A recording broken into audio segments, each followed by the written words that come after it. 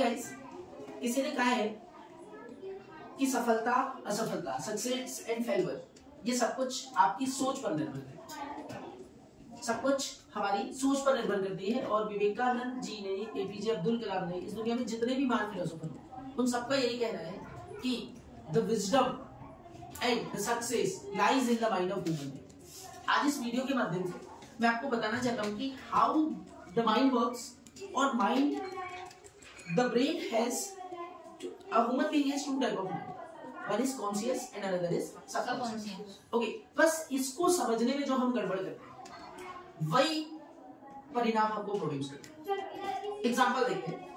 What is one कि हमारा जो ह्यूमन ब्रेन है गाइस, ओके, उसमें एक कॉन्शियस माइंड, और conscious mind is the powerful part of our mind. मतलब वो हमारे हमेशा हमको पॉजिटिव चीजों की ओर अट्रैक्ट करेगा, मतलब वो आपको बोलेगा करना है, ओके, आपको करना है ये काम, परंतु वो स्वयं कुछ नहीं करता। वो काम किससे करवाता है? Subconscious mind. किससे करवाते हैं? सबकॉन्शियस। मतलब जो second kind of mind is what? Subconscious. तो काम करने वाला कौन हो गया? Subconscious mind. और सोचने वाला कौन हो गया? सुबह उठे, आपके दिमाग में स्कूल जाना है, कॉन्शियस माइंड, ओके, पर आपने बारिश देखी, जैसे ही आपने बारिश होते हुए देखी तो अब आपको अम्ब्रेला नहीं मिलेगा, आपको रेनकोट नहीं मिलेगा, आपको ये नहीं मिलेगा। उस सबकॉन्शियस माइंड ने आपको आज का सुख दिया, ओके। अब इस दुनिया में जो भी लोग सफल हुए ना, उन्होंने अपने सबकॉन्शियस माइंड पर पकड़ रखी। अब मैं आपको इसके पावर के बारे में बात करूं, ओके। मतलब अगर आपके ब्रेन में कॉन्शियस माइंड राजा है, किंग है, तो जो सबकॉन्शियस माइंड है वो हमारा गंगू तेली है, सर्वेंट, ओके। और जिसने भी अपने गंगू तेली को कंट्रोल में रख लिया उसको मिल गई सक्सेस, और जिसका गंगू तेली कहानियां करता है उसको हो गई प्रॉब्लम। एक स्टोरी बताता हूं। 10 दोस्तों की एक टोली थी। कितने दोस्तों की? 10 दोस्तों। उन्होंने एक प्लान बनाया कि राजा साहब का, यहाँ जो राजा है उनका हमको घोड़ा छीनना है। क्या छीनना है? घोड़ा छीनना। अब 10 लोगों ने सोचा, उसमें से एक ने बोल दिया कि यार राजा से घोड़ा छीनना तो बहुत कठिन है, राजा के पास तो इतनी बड़ी सेना है और हम तो 10 लोग हैं, कैसे संभव होगा कि हम उससे घोड़ा छीन सकें? तो उन्होंने बोला कि भाई हमारे पास ब्रेन है जो उन सारे लोगों से पावरफुल है। और उन्होंने क्या किया पता है? राजा सुबह तैयार हुआ और अपनी स्टेट को, अपने एरिया को घूमने के लिए निकला, ओके। तो वो 10 लोग 10 अलग अलग जगह पर जाकर खड़े हो। राजा निकला, एक बंदा उस चौराहे पर मिला, किसी चौराहे पर, तो राजा साहब से बोला, नमस्कार राजा साहब, बड़े मस्त लग रहे हो, वाह। बोले आज तो तुम्हारा जो मंत्री तुम्हारे साथ है वो भी बड़ा अच्छा लग रहा है, पर साहब तुम इस गधे पर क्यों बैठे? तुम इस गधे पर क्यों बैठे हो? आप तो राजा हो, आपको गधे पर नहीं बैठना चाहिए। तो मिनिस्टर बोलता है कि अबे पागल हो गया क्या, ये तुझे गधा दिख रहा है, ये तो घोड़ा है राजा साहब, ओके।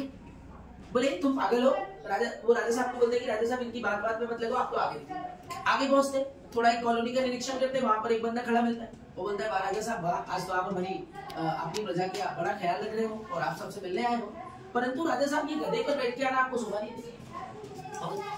अब राजा उसको डांट देता है कि बोले तेरे को गधा दिख रहा है, जबकि ये घोड़ा है, जबकि ये क्या है? घोड़ा है। अगली जगह फिर जाता है, फिर वो बोलता है कि राजा साहब आप तो बड़े अच्छे लग रहे हो, पर आपको गधे पर बैठ के आना शोभा नहीं देती। 3 बार 4 बार 5 लोगों से मिलता है, सभी लोग ऐसे ही। जब 6वें व्यक्ति पर वो पहुंचता है और 6वां व्यक्ति भी बोलता है कि साहब ये घोड़ा नहीं गधा है, तो अब राजा का होने लगता है दिमाग खराब, और राजा उसके मिनिस्टर पर गुस्सा करने लगता है कि यार मैं राजा हूँ, मैं नहीं पहचान पाया कि ये घोड़ा नहीं, मतलब ये गधा नहीं घोड़ा है। अगर मैं इसको ऐसे मैंने मिसअंडरस्टैंड किया तो तुझे तो मुझे समझाना चाहिए। 7वें व्यक्ति तक पहुंचते, फिर उसको बोलते कि यार ये गधा है। अरे भैया अब तो राजा साहब फाइनली मानने लगते हैं कि मैं घोड़े पर नहीं, किस पर बैठा हूँ? गधे पर बैठा, ओके। और जब फाइनली 10वां व्यक्ति उनको बोल देता है कि साहब ये घोड़ा नहीं ये गधा है, तो राजा साहब उससे उतरते हैं और पैदल पैदल जाने लगते हैं, ओके। क्यों? अब ऐसा क्यों हुआ?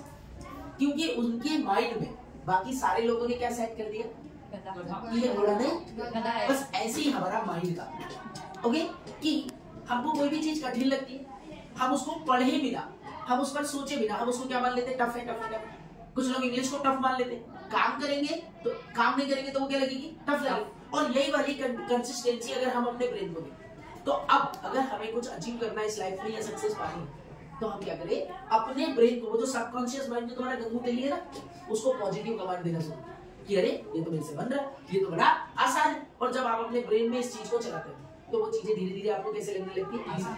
क्यों? अगर ऐसा नहीं होता तो वो राजा इतना समझदार अपना घोड़ा छोड़ता है। तो ये है हमारे ब्रेन की मैकेनिज्म। कहानियां बहुत बताते हैं। संडे आएगा तेज दिमाग की क्लास में, हो सकता है कि आपका मन करेगा कि यार आज तो तबीयत ठीक नहीं लग रही, आज नहीं आया। ये कौन ने काम किया? गंगू तेली ने। अब गंगू तेली ने कर लिया तो आप कैसे कर पाएंगे? सीख पाएंगे क्या? कुछ नहीं। तो बस हमको किसको नियंत्रण में रखना है? गंगू तेली। गंगू तेली आपका नौकर है, उसको मालिक नहीं बनने देना। So guys, this is the power of subconscious mind. Hope so you enjoyed this story and you will